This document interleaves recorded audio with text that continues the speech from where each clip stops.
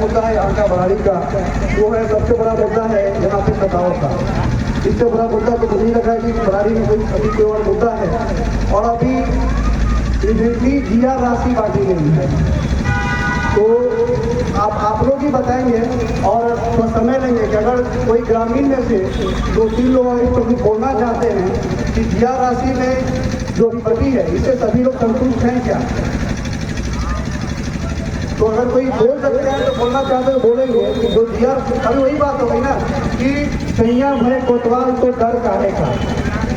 अभी वही है, अभी आप सत्ता में हो, कुछ भी करोगे आप, सब कुछ सही है।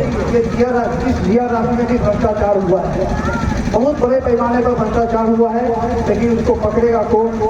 क्योंकि यहाँ तो कोतवाल भी हम ही है, चोर भी हम ही है, भ्रष्टाचार भी हम ही करने वाले हैं, हमें कोई नहीं पकड़ने वाला है।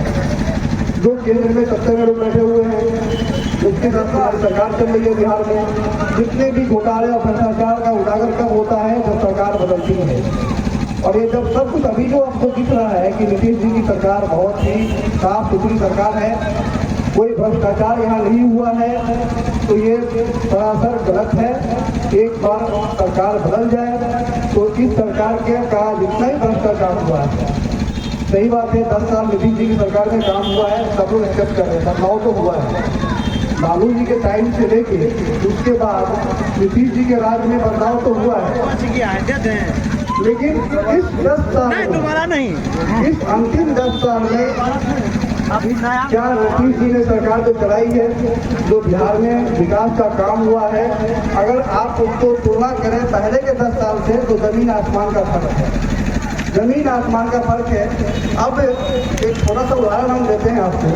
2020 में इसके पहले हम लोगों ने वोट किया था विधानसभा में, किस सरकार के लिए वोट किया था? एनडीए के लिए वोट किया था। एनडीए की सरकार बनी थी और सौभाग्यवश हमारे कटिहार विधानसभा के जो समय के विधायक थे माननीय किशोर भगत जी, वो डिप्टी सीएम बनाए गए। 2020 की बात है ना। कुछ दिनों के बाद नीतीश जी का मन पलट गया कि नहीं, ये तो हम गलत सरकार में गठबंधन करके सरकार बना दिए। जनता ने उनको मैंडेट दिया था एनडीए में बीजेपी के साथ में, जनता के मैंडेट को उन्होंने एक्सेप्ट किया नहीं किया, वो पलट के फिर आरजेडी के साथ सरकार में आए। फिर उनका फिर लगा कि नहीं, फिर हमने फिर दोबारा गलती कर दी, हमें फिर वापस जाना चाहिए, हमें फिर वापस जाना चाहिए। और वो वापस आए फिर एनडीए में। एक ही बात है कि अगर आप जो केंद्र में लोग बैठे हुए हैं उनके साथ अगर आप अलायंस में नहीं रहोगे तो आपके विधायक के ऊपर, आपके मंत्री के ऊपर, जो अभी सीबीआई जितने भी इंटेलिजेंस के काम कर रहे हैं, जितने भी इंटेलिजेंस के काम कर रहे हैं, छापा मारना जिसका दम कह सकते हैं, छापामारी हो जाएगी, इनकम टैक्स का रेट बढ़ जाएगा, आपको सीधे पकड़ ले जाएगी।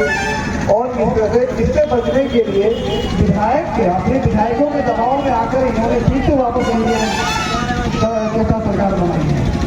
तो अब कहने का मतलब है कि हमारा तो मैंडेट कोई काम कर रहा नहीं। हमने जिसको वोट किया था, जिस गठबंधन को हमने वोट किया था, क्या वो गठबंधन हमारे पास रहा? 3 बार अभी मतलब इस सेशन में, इस 5 साल में वो 3 बार 2 बार उन्होंने पलटी मारी है। एनडीए, फिर इंडिया गठबंधन, फिर अगेन एनडीए, वापस इंडिया में आया, एनडीए में आया। तो अब हम लोग जनसुराज के तरफ से आए हैं, आप लोगों को जगाने आए हैं, वोट मांगने के लिए दोबारा आएंगे हम लोग। अभी हमारे पास में हमारे संभावित प्रत्याशी निरंजन झा जी के द्वारा ये सभा रखी गई है, और भी हमारे संभावित प्रत्याशी, आपको जानकर आश्चर्य होगा कि जनसुराज की पॉपुलरिटी इतनी बड़ी हो गई कि हमारे बरारी के लिए 10 संभावित प्रत्याशी हैं और सब के सब लोग सक्षम हैं।